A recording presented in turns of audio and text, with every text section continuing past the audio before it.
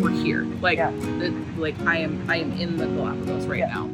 Hi everyone, we're Ann and Ashley, and we're education specialists here at Como Park Zoo and Conservatory. Recently, we had the amazing opportunity to visit the Galapagos and do some educator and conservation work over there. And that is all thanks to Como friends and donors like you. And we just want to say thank you so much. Thank you.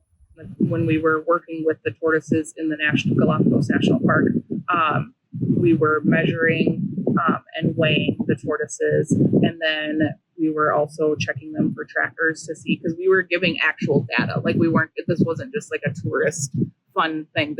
We were working with a park ranger to get data on these tortoises, and we actually had 5, 6, 7. I can't remember how many. We surveyed 7 tortoises, and I was trying to remember how many were 5 new to the database. 5 of them did not have a tracker. I mean, we're talking, one of them was like a male that was so large we couldn't weigh him. So like, I mean, an enormous animal who's been around for probably 100 years, and this is the first time he's been added to the database. So that was really exciting. Super incredible. And then we did a microplastic study where we were sifting through the sand to pull out plastics that are the size of a pin needle top.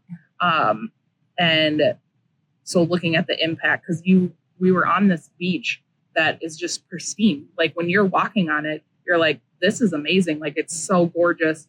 You don't see any trash, anything like that. But then you start sifting through the sand and pulling out these microplastics, and it's like, oh my God, we can't get away from this at this point. You know what I mean? So, so that was both like interesting and also a little sad. It's hard sometimes. It's hard. Anytime you're doing conservation work, it sometimes can be really easy to like get into the doom and gloom of it. Like, you'll never fix this.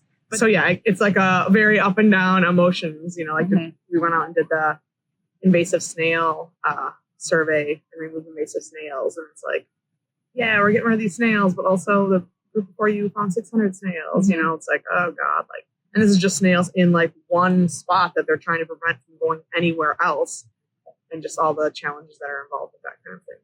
So to bring that, like, thinking about bringing that back to Como, one of the things we developed when we were out there is Little Explorers, which is our 1 to 3-year-old program.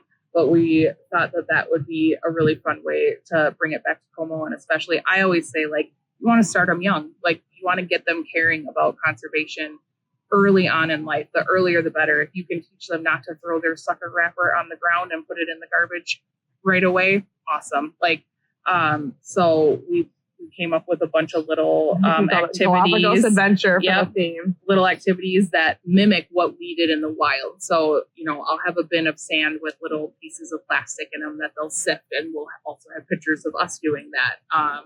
We'll have, you know, a little coral rope that they can count the corals or sort them by color. And we'll have pictures of us at the coral nursery doing that. We'll have, you know, little tortoise figurines or stuffies that they can measure and weigh and things like that. And we'll have pictures of us doing it. So sorting snails by size. Yep. You know.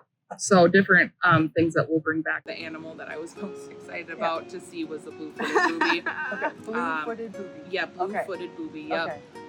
We may or may not have permanent art from that, of them on our bodies now. Does it mean to you that Como friends invested in this part of your professional development? I mean, incredible. We absolutely never would have been able to do something like this without their support. And multiple other teachers also had gotten on the trip because they had received grants or support from other organizations as well.